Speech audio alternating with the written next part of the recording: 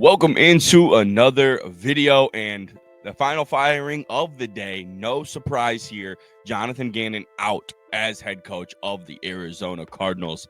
And there's not much to get into with this one. This one was very obvious and apparent to me. Be the first one to say, was not a fan of the Jonathan Gannon hiring in any way, shape, or form.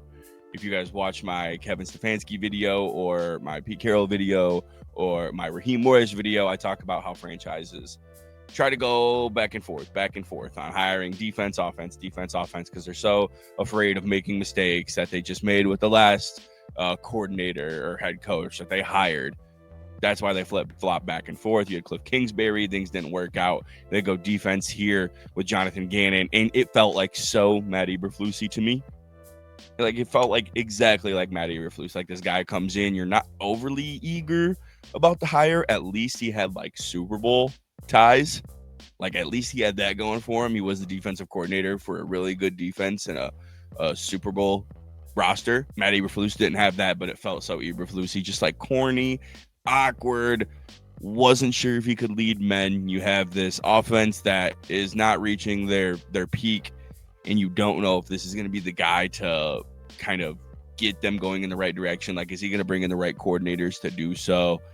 And it just overall, it didn't work out. Simple as that. You know, they had a very Matt Eberflusy as well. Horrible first year. Wow. Okay. Some slight rise in year 2. Let's see what goes on in year 3. And then boom, right back down. The question is, who do they hire? In what direction is this one going to go? I'm not sure. I'm a little worried, you know, if I'm a Cardinals fan. Like, it's exciting. Yeah, you have the number 3 overall pick. You're getting a new head coach, probably someone that's more competent than Jonathan Gannon. But what's going on with the quarterback situation? Do you keep Kyler Murray? Everybody's expecting them to move on from Kyler Murray. Where is he going to play football? Monti Ossenfort has a big job ahead of him right now. He's got to navigate this quarterback room. Is Dante Moore going to be there for him to take? If not, if Mendoza goes 1 or Moore goes 1 and the other goes 2 to the Jets, are they going to keep Kyler? Are they going to maybe hit the reset button for another year, trade Kyler, move more assets and get more capital for down the line, and then go all in on a tank? Like, is that what they're going to do? Because if that's their plan, it's going to be hard to convince a head coach to want to come in there and want to be able to right that ship. Like, that's why I'm so confused on what they're going to do for a hiring situation here. Like, are they going to go with a second-time head coach, somebody who they think they might be able to get something out of, but they don't have to tie their hand to too long? If it fails, it's awesome. If not, then awesome as well. It's going good. So I could maybe see them doing that here if they don't feel confident that they're going to land a quarterback in this draft. But if they're confident that they're going to be able to get a quarterback in this draft class, then you got to go try out. You got to go out there and try and hire one of the brighter minds, one of the brighter offensive minds. Kevin Stefanski now on the market. Clint Kubiak in your division as well. Maybe a little Ben Johnson situation there, staying within the division. You if you think you're going to land a rookie quarterback, you got to go out there and find an offensive mind that you believe in and you trust to right this ship. Because if not, if I'm them, I'm looking at like a little bridge job.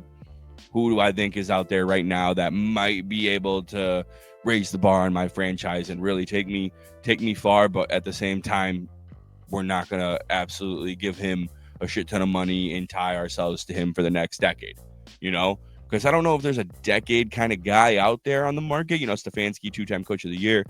Definitely some money could be involved in there. And you could find yourself in a 5-year deal situation, 6-year deal situation.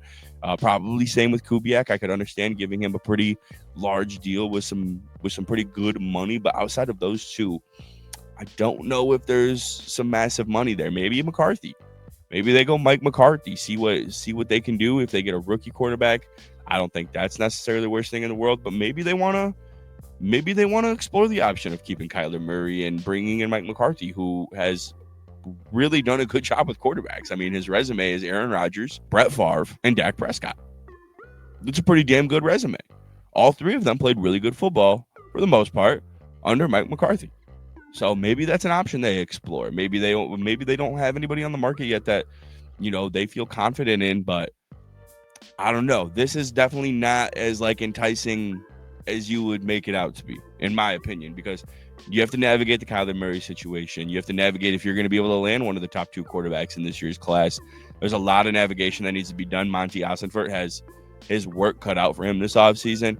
Not saying that it isn't, a good destination to go to. I do think that there are some positives, especially on the offensive side of the ball. I really like Trey McBride. Obviously, he's probably the best tight end in football. Marvin Harrison Jr., he's on IR, but you saw a lot from Michael Wilson this year as well. Running back room, bad. But maybe you get something out of Trey Benson next year. I don't really see it, but maybe you get something out of Trey Benson next year. You're probably going to have to move on from James Conner at some point. And then defensively, Will Johnson, huge fan. I'm a huge fan of Will Johnson. Definitely the number 2 cornerback in this draft class, behind Travis Hunter. Coming into it, I thought he had a phenomenal season. I think that Will Johnson was a top 10 player in this draft class, and he fell to the second round. That's crazy. I was a big fan of Walter Nolan. He's on IR, unfortunately. I was a big fan of Jordan Birch out of Oregon. Denzel Burke, nice draft pick. I think their defensive roster really has a lot of potential. It's not an overall horrible roster situation that you're going to be going into. It's just it's going to be a messy situation that you're walking into potentially. If you trade Kyler Murray and you don't end up with a quarterback, you're looking at a pretty 2026, because look at your division. Seahawks, number 1 team in football right now. 49ers, really good. They don't have half their players. They're going to be really good next year. Rams, even better, really good. So, yeah, I think the situation's not going to be an easy one. At the end of the day, though, make sure you tune in to my head coaching candidates video. That's going to be coming out later this week. Thank you so much for tuning into another video. Make sure to like, comment, and subscribe. I'll talk to you guys soon. Peace.